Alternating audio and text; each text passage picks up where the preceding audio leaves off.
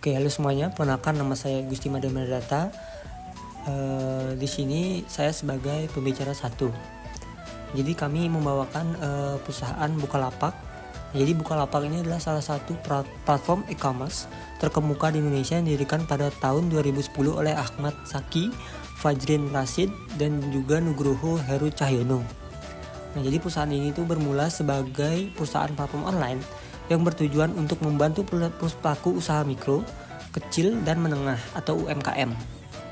Nah, dalam menjangkau pasar yang lebih luas melalui teknologi digital, dengan semangat kewirausahaan, Bukalapak tumbuh pesat dalam waktu singkat dan menjadi salah satu startup yang berhasil mencapai status unicorn di Indonesia. Nah, yang menandakan valuasi perusahaan mencapai lebih dari 1 miliar dolar Amerika Serikat.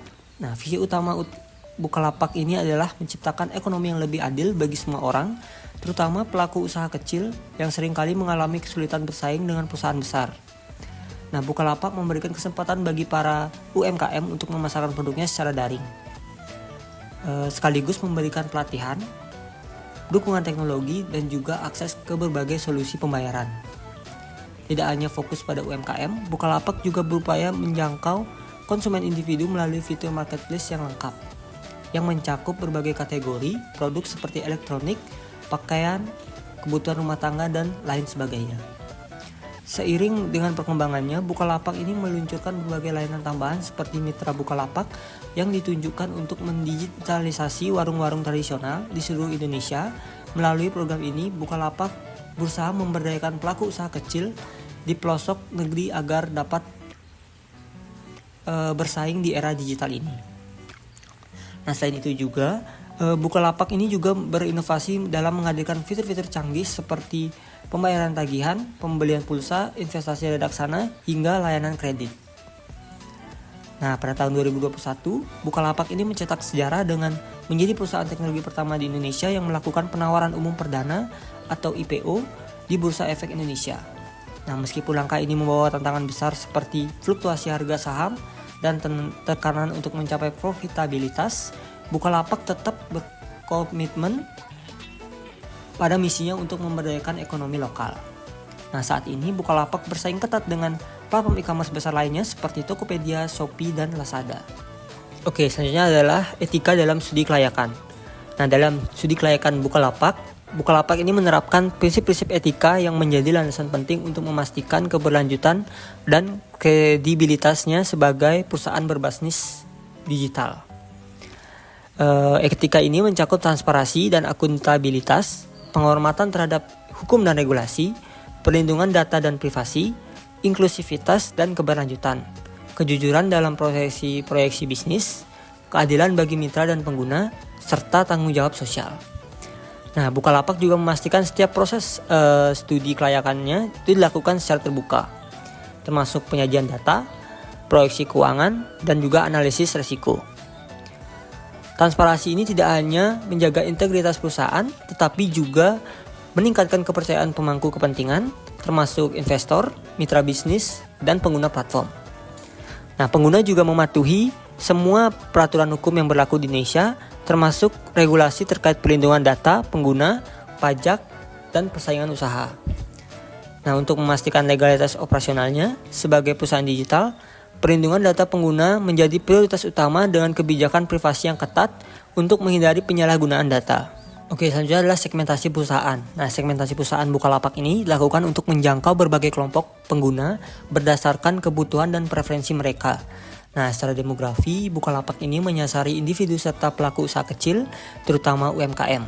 Nah, untuk pengguna individu, platform ini menyediakan berbagai kebutuhan harian seperti elektronik, pakaian, dan juga kebutuhan rumah tangga. Nah, sementara itu pelaku UMKM, Bukalapak ini menawarkan solusi bisnis melalui fitur seperti Mitra Bukalapak yang memungkinkan warung tradisional untuk menjual produk digital seperti pulsa, token listrik, dan juga pembayaran tagihan. Nah, secara geografis, Bukalapak menargetkan seluruh Indonesia termasuk daerah pelosok yang sering kurang terlayani oleh platform e-commerce besar lainnya. Nah, program Mitra Bukalapak ini menjadi salah satu strategi utama dalam menjangkau warung tradisional di berbagai lokasi, termasuk wilayah terpencil. Dari segi perilaku konsumen, Bukalapak memahami perbedaan kebiasaan belanja, preferensi metode pembayaran, dan juga tingkat kepercayaan terhadap belanja online. Nah, oleh karena itu, platform ini menyediakan berbagai metode pembayaran seperti transfer bank, dompet digital, hingga cicilan. Nah, serta menawarkan promo diskon dan cashback untuk menarik minat konsumen. Selain itu, Bukalapak juga mempertimbangkan psikografis pengguna, termasuk gaya hidup yang mengutamakan kenyamanan belanja online, kebutuhan investasi, dan juga kemudahan akses layanan finansial. Lalu layanan seperti Bukareksa ini untuk investasi reksadana dan buka emas untuk pembelian emas digital menjadi salah satu contoh segmentasi berdasarkan psikografis. Dari segi jenis usaha, Bukalapak tidak hanya melayani konsumen akhir, tetapi juga mitra bisnis seperti pelaku usaha kecil melalui mitra Bukalapak. Perusahaan ini juga bekerja sama dengan institusi logistik, bank, dan juga lembaga lainnya untuk menciptakan ekosistem bisnis yang terintegrasi. Oke, selanjutnya adalah strategi pemasaran. Jadi Bukalapak ini menerapkan strategi pemasaran yang beragam dan inovatif untuk tetap kompetitif di pasar e-commerce Indonesia yang sangat dinamis. Jadi strategi pertama itu adalah personalisasi pengalaman pengguna, di mana Bukalapak ini menggunakan data dan analitik untuk memahami kebutuhan konsumen dan merekomendasikan produk yang relevan. Nah, melalui algoritma berbasis kecerdasan buatan, Bukalapak mampu meningkatkan konversi penjualan dengan memberikan pengalaman belanja yang lebih personal dan efisien. Nah, strategi kedua adalah penggunaan promosi seperti diskon, cashback, dan gratis ongkir, yang secara konsisten ditawarkan untuk menarik lebih banyak pelanggan. Nah, promosi ini tidak hanya meningkatkan volume transaksi tetapi juga membantu memperkuat loyalitas pengguna. Strategi berikutnya itu adalah penguatan brand melalui kampanye pemasaran yang kreatif dan terintegrasi. Nah, Bukalapak ini menggunakan berbagai saluran pemasaran baik online maupun offline seperti media sosial, televisi, dan juga billboard untuk menjangkau audiens yang lebih luas. Kampanye ini seringkali melibatkan kolaborasi dengan figur publik atau influencer untuk meningkatkan visibilitas merek, terutama di kalangan generasi muda. Selain itu, Bukalapak juga memfokus pada strategi lokalitas dengan melibatkan komunitas lokal, khususnya melalui program mitra Bukalapak. Dengan mendigitalisasi warung-warung tradisional, Bukalapak tidak hanya memperluas jaringan pemasaran, tetapi juga membangun hubungan yang kuat dengan pelaku usaha kecil. Pengguna teknologi juga menjadi salah satu strategi utama Bukalapak dalam pemasaran. Fitur seperti push notification, email marketing, dan iklan berbasis lokasi digunakan untuk menjangkau pelanggan secara tepat waktu dengan penawaran yang relevan. Selain itu, Bukalapak juga berinvestasi dengan optimasi SEO dan SEM untuk meningkatkan visibilitas di mesin pencari, yang merupakan saluran penting dalam menarik pelanggan baru. Nah, strategi lainnya itu adalah diversifikasi layanan seperti menyediakan fitur pembelian tiket, pembayaran tagihan, hingga investasi, yang membuat pengguna semakin terikat dengan ekosistem Bukalapak. Dengan strategi pemasaran yang holistik dan adaptif ini, Bukalapak berhasil mempertahankan daya saingnya di pasar e-commerce Indonesia. Selanjutnya itu ada aspek manajemen operasional, di mana manajemen operasional Bukalapak ini adalah salah satu marketplace terbesar di Indonesia, mencakup berbagai aspek untuk memastikan kelancaran operasional dan kepuasan pelanggan. Yang pertama, itu ada pengelolaan platform digital. Itu dilakukan melalui pengembangan teknologi yang andal dan inovatif untuk memastikan kemudahan akses dan pengalaman pengguna yang optimal. Nah, ini mencakup pembaruan sistem secara berkala, penguatan infrastruktur IT, dan implementasi fitur seperti pencarian cerdas, rekomendasi produk, dan sistem pembayaran aman. Lalu yang kedua ada pengelolaan logistik dan distribusi. Ini menjadi aspek penting karena dengan kemitraan Bukalapak bersama pelaku logistik untuk menyediakan opsi pengiriman cepat dan efisien ke seluruh pelosok Indonesia. Nah, sistem pelacakan barang juga dikembangkan untuk transparansi dan akurasi pengiriman. Lalu yang ketiga itu ada pengelolaan mitra usaha atau seller. Ini dilakukan dengan menyediakan pelatihan, program promosi, dan dukungan operasional agar para penjual dapat meningkatkan kualitas layanan serta daya saing mereka. Lalu yang keempat itu ada layanan pelanggan. Itu dikelola dengan menghadirkan sistem dukungan multi-channel seperti chatbot, email, dan call center guna merespon keluhan dan kebutuhan pengguna secara cepat dan tepat. Lalu yang kelima itu ada manajemen data dan keamanan, itu menjadi prioritas di mana Bukalapak menggunakan teknologi enkripsi dan sistem perlindungan data untuk menjaga privasi serta kepercayaan pelanggan. Dan yang keenam itu ada aspek keberlanjutan operasional, itu juga menjadi perhatian dengan inisiatif ramah lingkungan dan program pemberdayaan UMKM guna menciptakan dampak sosial yang positif. Nah, dengan strategi manajemen operasional terintegrasi ini, Bukalapak itu mampu mempertahankan posisinya sebagai platform e-commerce terkemuka di Indonesia. Pemilihan teknologi Bukalapak. Yang pertama itu ada cloud computing. Memastikan fleksibilitas, skalabilitas, dan ketersediaan layanan terutama saat lonjakan pengguna. Yang kedua itu big data dan machine learning. Jadi ini menganalisis data untuk rekomendasi produk, personalisasi, dan strategi harga dinamis. Yang ketiga itu ada keamanan cyber. Sistem enkripsi, autentifikasi, multifaktor, dan deteksi fraud berbasis AI untuk melindungi data pengguna. Yang keempat itu adalah microservice architecture. Pengembangan fitur yang cepat dan independen tanpa mengganggu sistem utama. Lalu ada pembayaran digital. Integrasi dengan e-wallet, virtual akun, dan QR untuk transaksi yang mudah dan aman. Yang keenam itu adalah logistik canggih. API dengan mitra ekspedisi dan pelacakan real time untuk mengirim barang yang lancar. Yang ketujuh ada DevOps, mempercepat pengembangan fitur dan memperbaiki bug. Yang ke-8 yang terakhir, open source, kontribusi pada komunitas teknologi untuk efisiensi biaya dan inovasi. Selanjutnya tentang SDM, sumber daya manusia. Yang pertama itu adalah rekrutmen talenta. Fokus pada individu dengan kemampuan teknologi, kreativitas, dan semangat kewirausahaan melalui proses seleksi ketat. Yang kedua, pengembangan SDM. Pelatihan internal, eksternal, sertifikasi workshop, dan mentoring untuk meningkatkan keterampilan. Yang ketiga, budaya kerja. Inklusif, kolaboratif, dan fleksibilitas seperti WFH, hybrid untuk mendukung work-life balance.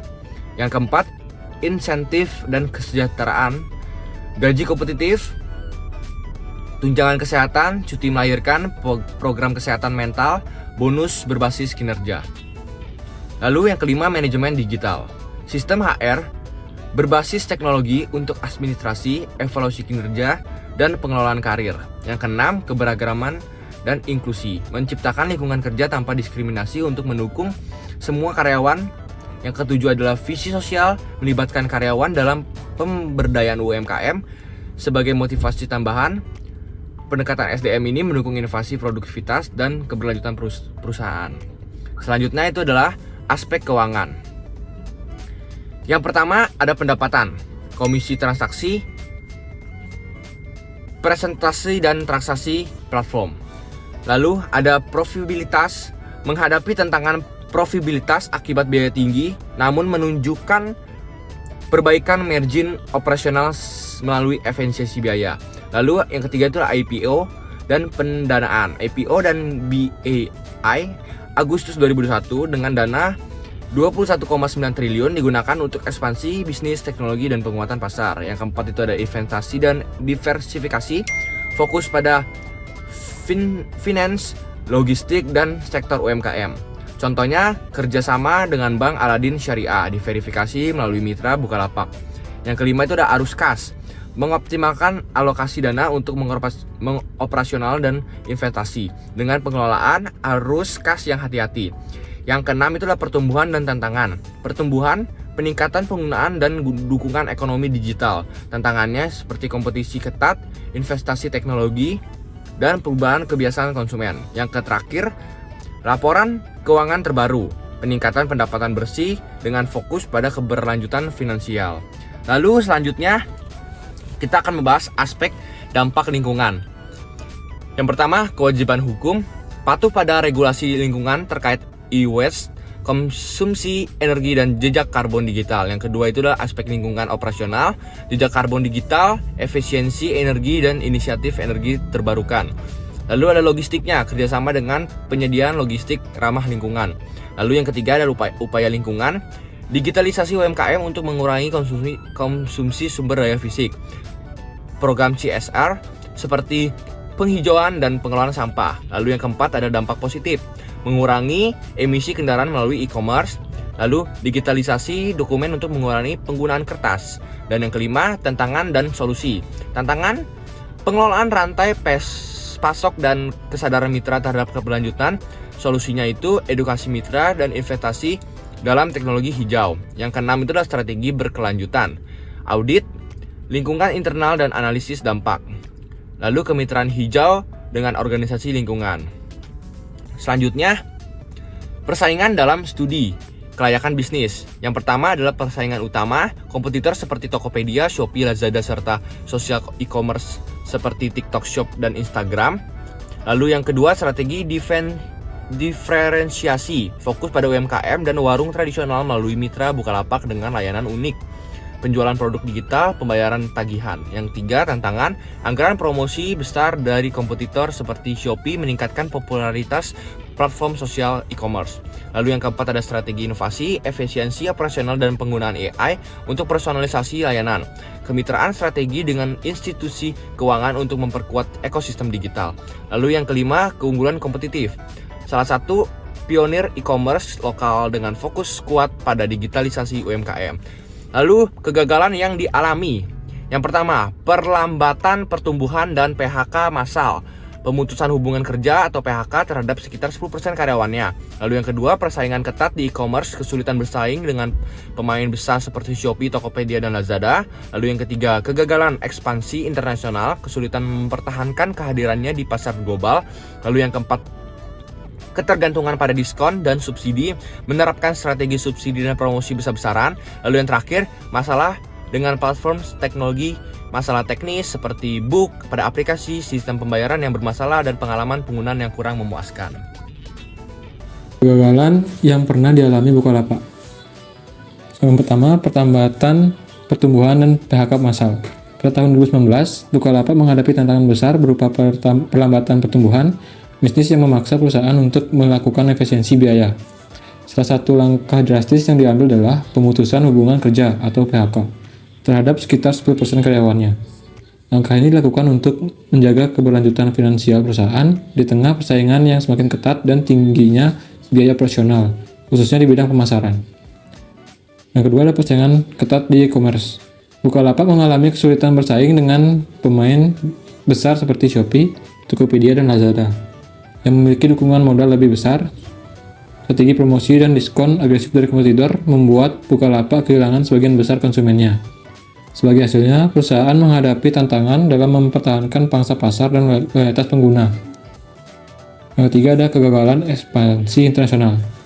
Seperti banyak startup lainnya, Bukalapak sempat mencoba melakukan ekspansi internasional, tetapi upaya ini tidak berjalan sesuai harapan. Persaingan dengan pemain lokal di negara lain dan kebutuhan akan investasi besar membuat Bukalapak kesulitan mempertahankan kehadirannya di pasar global. Fokus perusahaan akhirnya kembali ke pasar domestik, terutama segmen UMKM dan warung tradisional. Yang keempat ada ketergantungan pada diskon dan subsidi. Dalam upaya menarik pengguna, Bukalapak pada awalnya menerapkan strategi subsidi dan promosi besar-besaran. Namun pendekatan ini menjadi tidak berkelanjutan dalam jangka panjang, terutama karena biaya tinggi yang tidak sebanding dengan peningkatan profitabilitas. Hal ini memaksa Bukalapak untuk mengurangi aktivitas pemasaran yang berbasis diskon dan mengalihkan fokus ke strategi yang lebih efisien. Yang kelima, terakhir, masalah dengan platform teknologi. Pada beberapa kesempatan, Bukalapak menghadapi keluhan dari pengguna terkait masalah teknis seperti bug pada aplikasi, sistem pembayaran yang bermasalah, dan pengalaman pengguna yang kurang memuaskan dibandingkan kompetitor. Hal ini mempengaruhi loyalitas konsumen dan membuat perusahaan harus melakukan perbaikan berkelanjutan pada platformnya.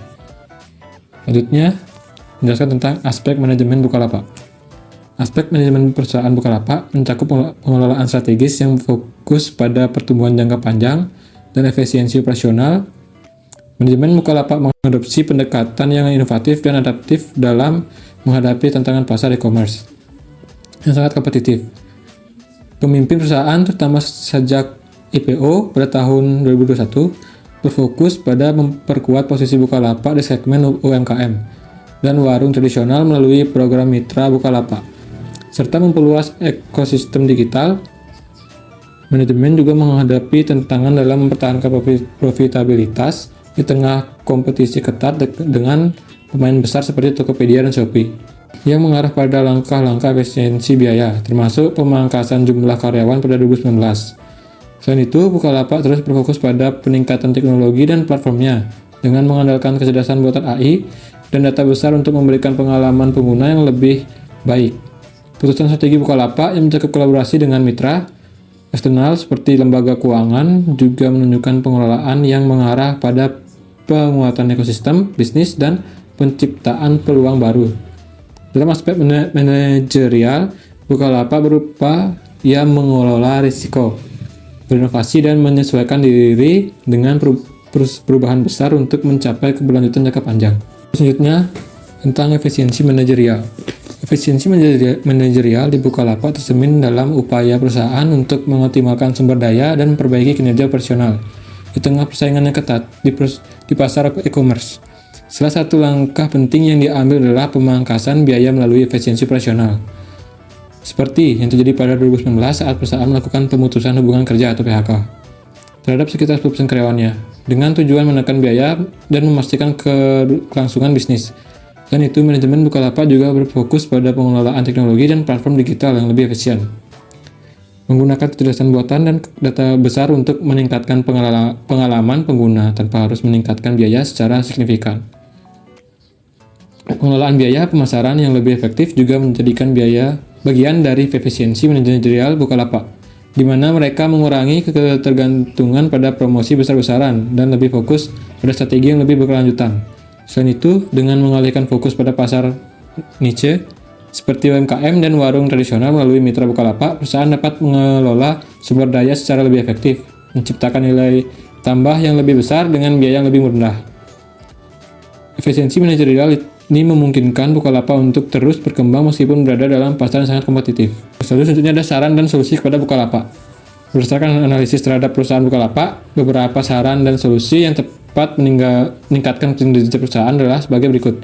Pertama, Bukalapak perlu lebih fokus pada penguatan infrastruktur logistik dan pengelolaan rantai pasok untuk meningkatkan efisiensi operasional dan memperbaiki pengalaman pelanggan. Kedua, untuk bersaing dengan pemain besar seperti Shopee dan Tokopedia, Bukalapak dapat memperluas ekosistemnya dengan menawarkan lebih banyak fitur inovatif dan layanan berbasis teknologi, seperti kecerdasan buatan untuk personalisasi pengalaman pengguna.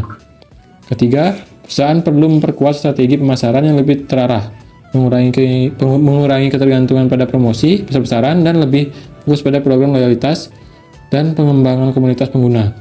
Terakhir, untuk menjaga keberlanjutan jangka panjang, Bukalapak harus terus berinovasi dalam mendukung sektor UMKM dengan memberikan lebih banyak pelatihan dan dukungan digital serta memperluas kerjasama. Selanjutnya ada kesimpulan. Kesimpulan dari analisis terhadap perusahaan Bukalapak menunjukkan bahwa meskipun perusahaan menghadapi tantangan besar dalam persaingan e-commerce yang ketat, Bukalapak memiliki potensi untuk tumbuh dan berkembang dengan memanfaatkan segmen pasar seperti UMKM dan warung tradisional. Meskipun pernah menghadapi kegagalan seperti penurunan harga saham pasca IPO dan kesulitan dalam mempertahankan loyalitas pengguna di tengah kompetisi agresif, perusahaan ini telah menunjukkan kemampuan untuk beradaptasi dan mengimplementasikan strategi efisiensi operasional. Untuk mencapai keberlanjutan dan jangka panjang, Bukalapak perlu memperkuat infrastruktur logistik, mengurangi ketergantungan pada promosi besar-besaran, serta terus berinovasi dengan teknologi untuk meningkatkan pengalaman pengguna. Fokus pada pengembangan ekosistem UMKM dan kolaborasi dengan mitra eksternal akan menjadi kunci dalam memperkuat posisinya di pasar. Dengan langkah yang tepat, Bukalapak memiliki peluang untuk tetap bersaing dan tumbuh di industri e-commerce Indonesia yang dinamis.